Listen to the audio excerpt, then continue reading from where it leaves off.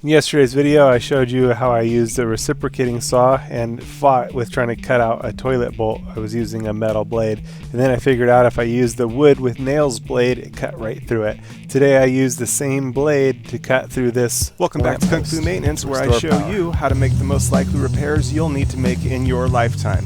If you'd like to get the latest videos, subscribe and then hit the little bell icon Right at the subscribe button, and it'll notify you of any new videos when they're released for you.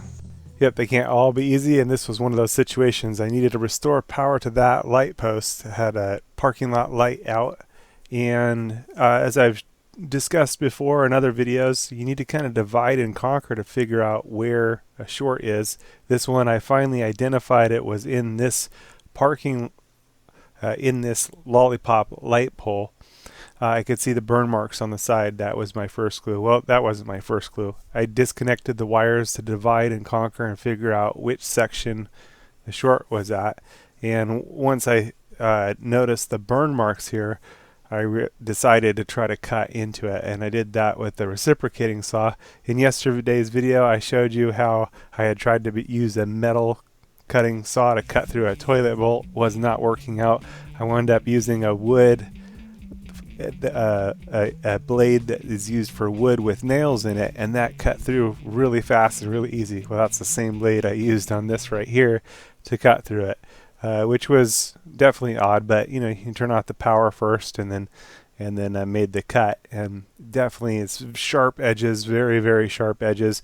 I wound up needing to peel it back further to get in there and see, and I didn't know how far it would go down. I had tried to dig one of these out before, and that was really tricky. It was really deep, and I didn't have much luck. And I actually figured out in this one where the wires had melted, and on this one, restringing the wires and pulling them through.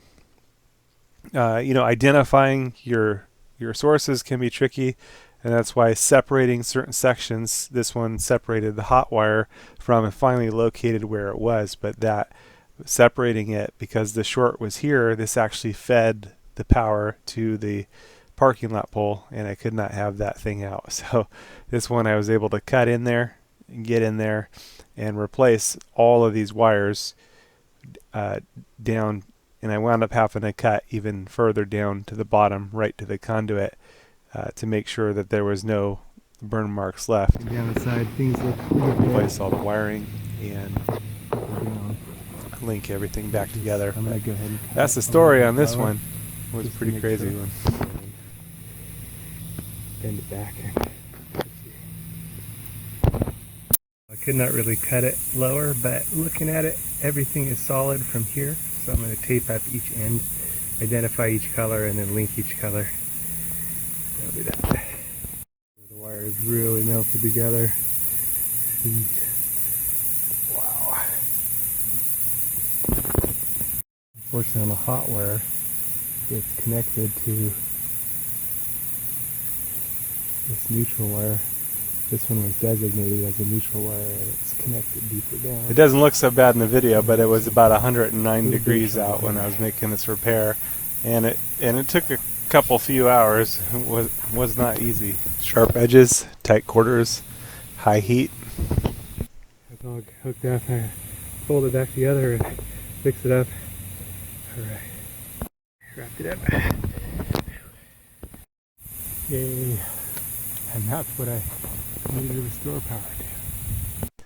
And so on this end, what I can do is add a junction box on the end, on this back end. I cut it on the back side so I can add a junction box right there, and then pull the wire connections and everything into the junction box instead, so that anyone in the future would know that there's you know, unions there, and also so that everything is inside the box. Inside the pole is okay as well. Wire connections are generally made inside the pole towards the top. But it's nice to have an identifier that there are connections there, because the most likely places for problems to happen is where your connections are, and so it just can help for troubleshooting in the future for the next person that, you know, has to deal with something like this. It can be tricky.